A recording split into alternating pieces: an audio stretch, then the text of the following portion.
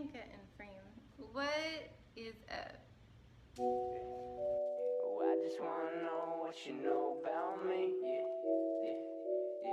Oh, I just wanna know what you know about me. Hey you guys, how are you doing? If you guys don't know me, I was born and raised in Jersey. And in one of my recent videos, I was opening up about some scary childhood stories. And my first story was about the time when I truly believed I encountered the Jersey Devil. But if you didn't see that video, it's kind of long, so I'll just link it below. What had happened was, I was walking up to my bedroom and I saw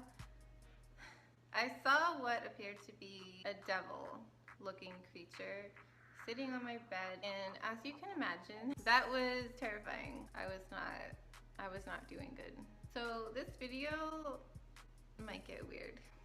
I'm going to start by talking about the legend, where it came from, and its history. And I'll get into some real life encounters, along with more details of another experience I had with this thing. So if that's something that you're interested in, subscribe to this channel, give me a like, and put your notifications on so we can all get weird together. Okay? So let's just get into this before everyone clicks off. So, the Jersey Devil. There's a lot of different variations to the legend, but the most popular one, and the one that I grew up hearing about, is about a woman named Jane Leeds. So Jane Leeds was a mother of 12, and they all lived together in a house in Pine Barrens, New Jersey. So she already had 12 children, and then, you know, all was good in the hood until she found out she was pregnant with her 13th child. And she was not happy about it, as you can imagine. I mean, that's a lot of kids. So out of frustration from hearing that she's pregnant again, she cried out and cursed that this child was going to be the devil. I think some moms can relate to that, you know.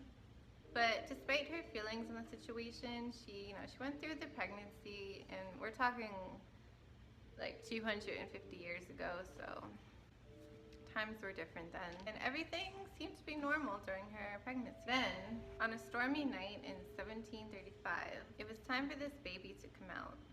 Jane had her friends over, she had a midwife, and they were all there kind of like, you know, supporting her. She was going through a lot. She began to deliver, and the baby came out normal, and before everyone's eyes, this baby started to change. It morphed into a creature with a goat's head, bat wings, and a forked tail. And it was growling and screaming at everyone. Then, according to legend, the baby creature thing, it laid its eyes on Jane's midwife and immediately went for her and killed her. So, then after killing the midwife, the baby creature started to flap its wings and just flew right up into the chimney. I'm now very aware that I have a chimney behind me. So this thing flies off up the chimney and goes directly into the barrens, which are the Pine Barrens. And to this day, people still go to the Pine Barrens and try to find this Jersey Devil. And as much as the whole thing like intrigues me and I'm super curious about it, I don't think that I would ever do that. I don't want to provoke, you know, demons. They already seem like naturally attracted to me, so I don't want to be trying to call upon them. You know what I'm saying? Actually, you know what?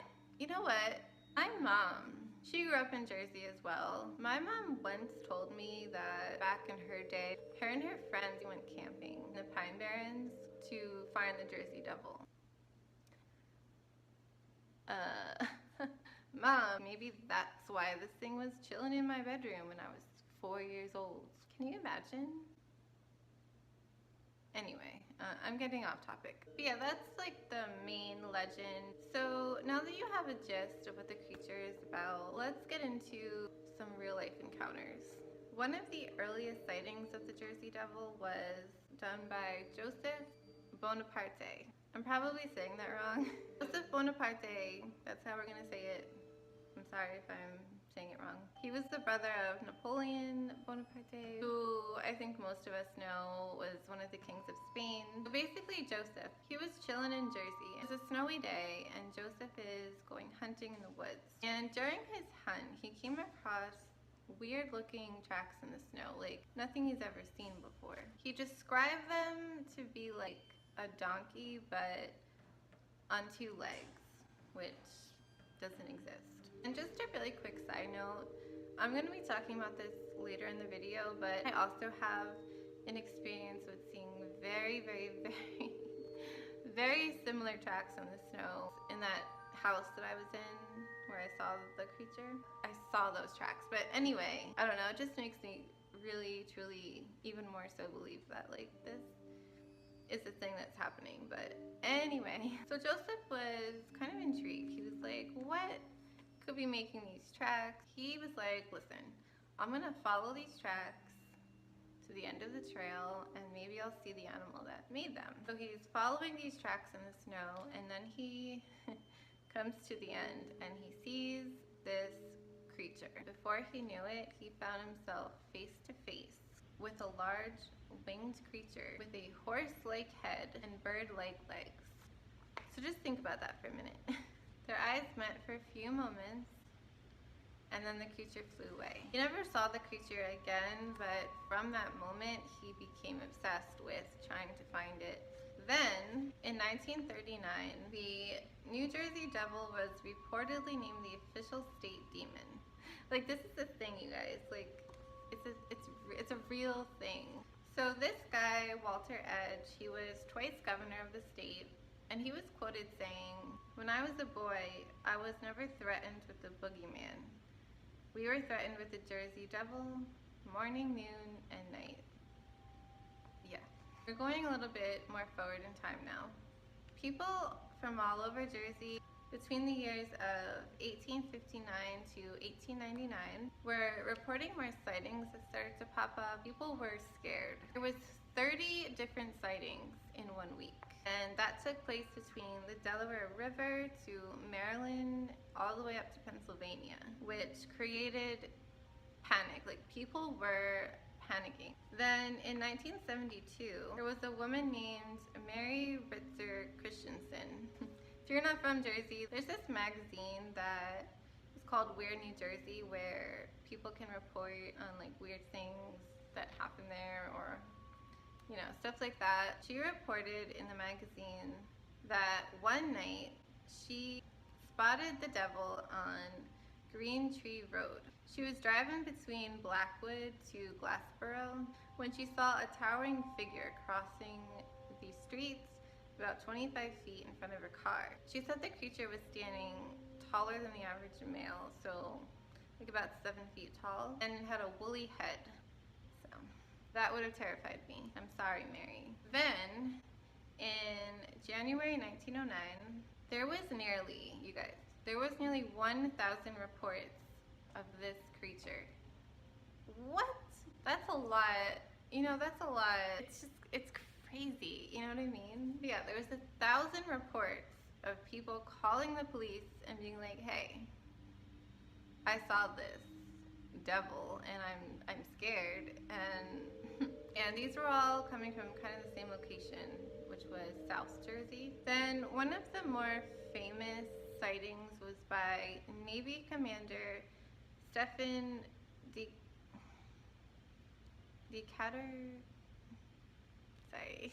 He was a Navy commander. He was testing cannonballs in Hanover Mills, which is in the Pine Barrens. He reported that he saw the creature and he tried to shoot at it with his cannon, and he successfully hit the creature, but it did not do anything to it. It just, you know, it wasn't even phased. It just continued on living its life, and it just ended up just like flying away, and that was it. So this commander was like super curious as to what he just saw. He started to walk towards the direction in which he shot it, and he found these weird tracks in the snow. So he called upon the police and he asked for bloodhounds to come and track where these footprints were going. These dogs refused to follow the trail. Like, they're trained to do this, and they refused to follow the trail. which I find really interesting. This was serious. It was so serious that they closed schools that day because he was scared for people's lives after seeing this creature. Talk about a snow day. So due to all this drama surrounding the creature, people were in hysterics. At this point, you know, the scientific community wanted to step in and try to find like a reasonable explanation as to what's going on. There's no way in their minds that there was some devil just chilling, walking around Jersey, scaring people. The cops really couldn't do much. Like, what are they gonna go devil hunting, you know what I mean? So that's when professors from Philly thought the devil that everyone was seeing was just a prehistoric creature that somehow survived from the Jurassic period, and that's what people were seeing. And then New York scientists believe that it was some sort of just a wild carnivore animal, and like they didn't have much to go off of. And this is where it starts to get interesting because people were so desperate for answers and no answers could really be given. Basically, the search was on. Like, people wanted to find this creature and kidnap him and, you know, do whatever they do when they do that. This is the fact that Superintendent Robert D. Carson with the Philly Zoo, he offered a $10,000 reward to anyone who could capture the Jersey Devil. $10,000. Like, that's how serious this is. Then later on, you guys, there was a $100,000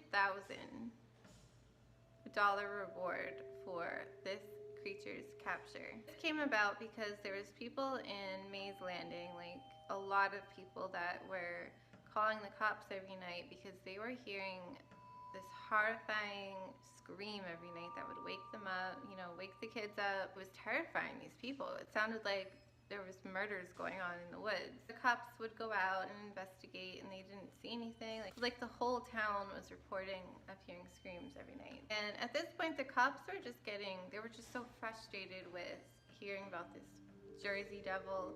It's not someone they can go and arrest, you know? I don't know, I guess to them it was like they felt like they were being prank called all the time, but like these people were dead serious. They would try their best to be like, it's just a hoax, don't worry.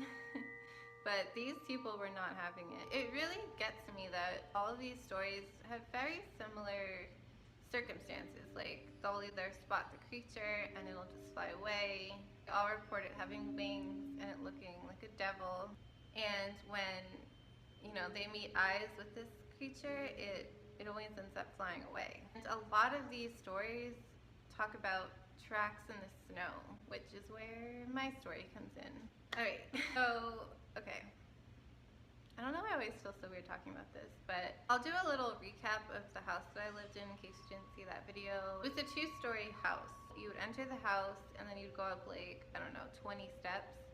And then there was a landing and it had a bedroom and a bathroom. And from there was 3 steps, like 3 tiny steps that would lead you into the 2nd story of the house. So this house was very, very old. It was about 100 years old when I was living in the house. And with most old houses, it had its problems. It was a Spanish-style house. It had a flat roof, so every time it would rain or snow and there was like water sitting on the roof would leak, which was really fun. There were so many times growing up when I was sleeping in my bed and I would wake up at like 3 a.m. to water, like feeling water on me, and sure enough, the roof was leaking.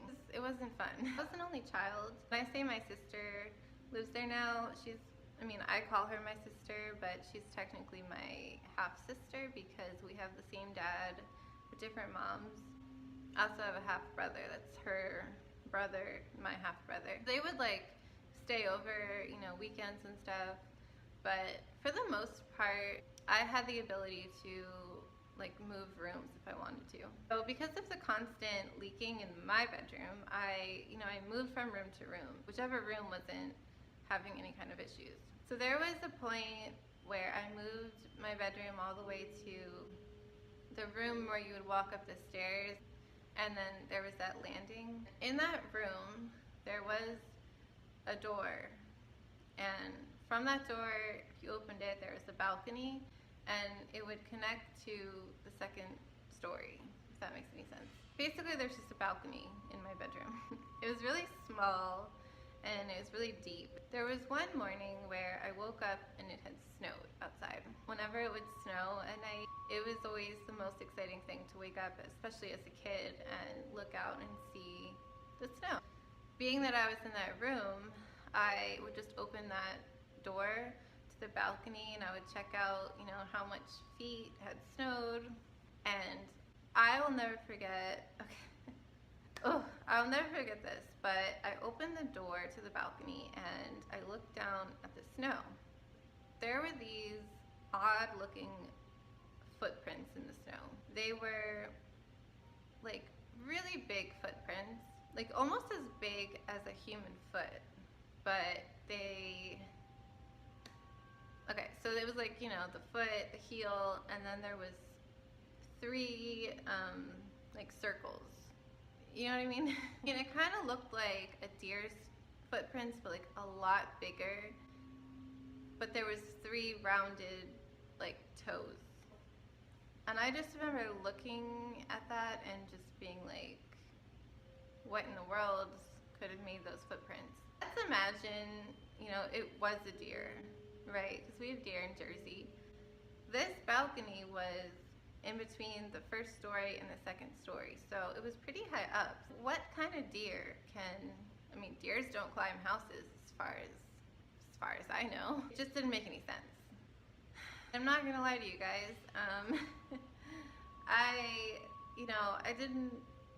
didn't know what to think, but it definitely made me think of that creature that I saw, you know, those years ago.